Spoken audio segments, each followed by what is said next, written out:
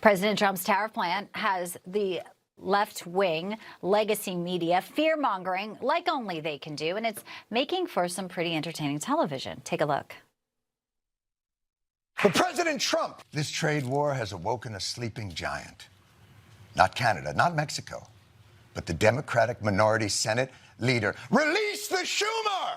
It's going to affect beer, okay?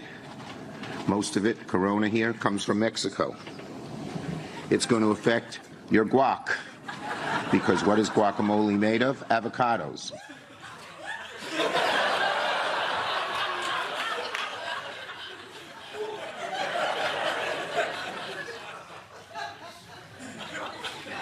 Your response to the trade war is to f***ing tell us guacamole is made of avocados? Democrats, can you please stop f***ing trotting Schumer out there?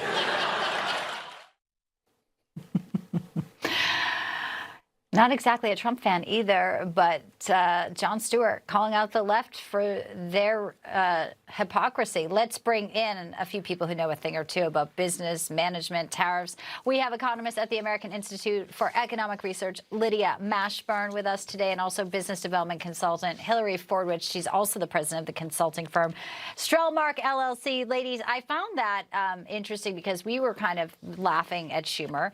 It is ridiculous, but it is out of their playbook. I'll start with you, Hillary. All they know how to do is fearmonger. This wasn't a trade war. It lasted for like a blink of an eye. There was no chaos, and we got a ton of stuff out of the deal. How do you see it? Yes, Bianca, you're absolutely right. I find it actually fascinating to see the entire world basically capitulate. Anybody who wants to understand President Trump should read The Art of the Deal. One of the many things I think is fabulous about President Trump is he has certainly stuck to his principles. You can go back, Bianca, and look at any clips from 10 years ago, 20, even 40 years ago. He was saying the same things. He was saying 40 years ago that the United States being taken advantage of by the rest of the world. And you're seeing the world capitulate. Why?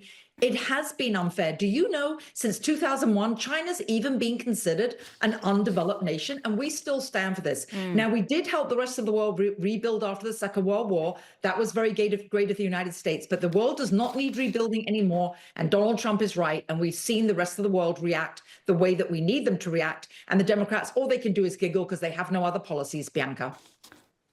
No, they don't. And Lydia, I mean, part of this, too, is that it is complicated. I would assume, as an economist, and I know that the White House has some fantastic people, they've modeled this. You know, when you hear Donald Trump saying, we don't need their items, Mexico and Canada could have been plunged into a recession if they didn't make a deal with Donald Trump. And now this creates somewhat, if you will, sort of, I would say, a framework for other countries. How do you see it as an economist, and how you can sort of, you know, kind of dispel some of the misinformation, which they are so good at, even though, of course, they try to say it's coming from conservatives?